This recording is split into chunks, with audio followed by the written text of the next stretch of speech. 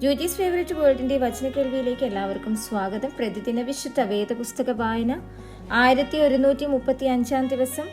അപ്പോസ്തലനായ പൗലോസ് എബ്രായർക്ക് എഴുതിയ ലേഖനം 4-ാം അധ്യായം. അവന്റെ സ്വസ്ഥതയിൽ പ്രവേശിപ്പാനുള്ള വാഗ്ദത്തം ശേഷിച്ചിരിക്കയാൽ നിങ്ങളിൽ ആർക്കെങ്കിലും അത് ലഭിക്കാതെ പോയി എന്ന് വരാതിരിപ്പാൻ നാം ഭയപ്പെടുക. അവരെ പോലെ നാമും ഒരു സദ്വർത്തമാനം കേട്ടവരാകുന്നു. എങ്കിലും കേട്ടവരിൽ വിശ്വാസമായി പരിണമിക്കായിക കൊണ്ട് കേട്ട വചനം അവർക്ക് ഉപകാരമായി വന്നില്ല. വിശ്വസിച്ചവരായ നാമല്ലോ സ്വസ്ഥതയിൽ പ്രവേശിക്കുന്നു. ലോകസ്ഥാപനത്തിങ്കൽ പ്രവൃത്തികൾ തീർന്നു പോയ ശേഷവും അവർ എന്റെ സ്വസ്ഥതയിൽ പ്രവേശിക്കയില്ല എന്ന് ഞാൻ എന്റെ കോപത്തിൽ സത്യം ചെയ്തു എന്ന് അരുളി ചെയ്തിരിക്കുന്നുവല്ലോ.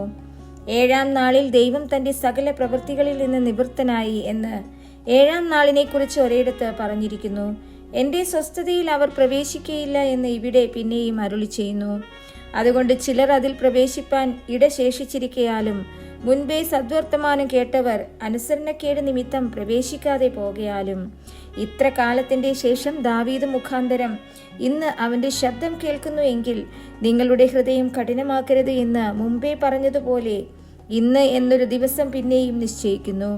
യോശുവ അവർക്ക് സ്വസ്ഥത വരുത്തിയെങ്കിൽ മറ്റൊരു ദിവസത്തെക്കുറിച്ച് പിന്നത്തേതിൽ കൽപ്പിക്കയില്ലായിരുന്നു. ആകയാൽ ദൈവത്തിന്റെ ജനത്തിന് ഒരു ശബ്ബത്ത് അനുഭവം ശേഷിച്ചിരിക്കുന്നു.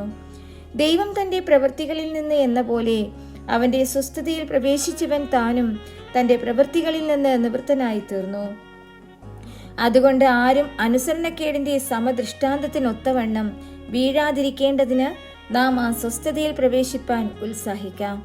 ദൈവത്തിന്റെ വചനം ജീവനും ചൈതന്യവുമുള്ളതായി ഇരുവായ്ത്തലയുള്ള ഏത് വാളിനേക്കാളും മൂർച്ചയേറിയതും പ്രാണനെയും ആത്മാവിനെയും സദ്ധിമജ്ജകളെയും വേറുവിടുവിക്കും വരെ തുളച്ചു ചെല്ലുന്നതും ഹൃദയത്തിലെ ചിന്തനങ്ങളെയും ഭാവങ്ങളെയും വിവേചിക്കുന്നതുമാകുന്നു.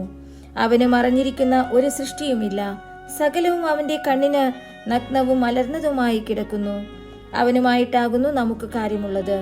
ആകയാൽ ദൈവപുത്രനായ യേശു ആകാശത്തിൽ കൂടി കടന്നുപോയൊരു ശ്രേഷ്ഠ മഹാപുരോഹിതനായി നമുക്കുള്ളതുകൊണ്ട് നാം നമ്മുടെ സ്വീകാരം മുറുകെ പിടിച്ചുകൊള്ളുക.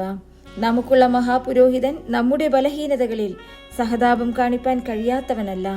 പാപം ഒഴികെ സർവത്തിലും നമുക്ക് തുല്യമായി പരീക്ഷിക്കപ്പെട്ടവനത്രേ നമുക്കുള്ളത്. അതുകൊണ്ട് കരുണ ലഭിപ്പാനും തത്സമയത്ത് സഹായത്തിനുള്ള കൃപ പ്രാപിപ്പാനുമായി നാം ധൈര്യത്തോടെ കൃപാസനത്തിന് അടുത്തു ചെല്ലുക.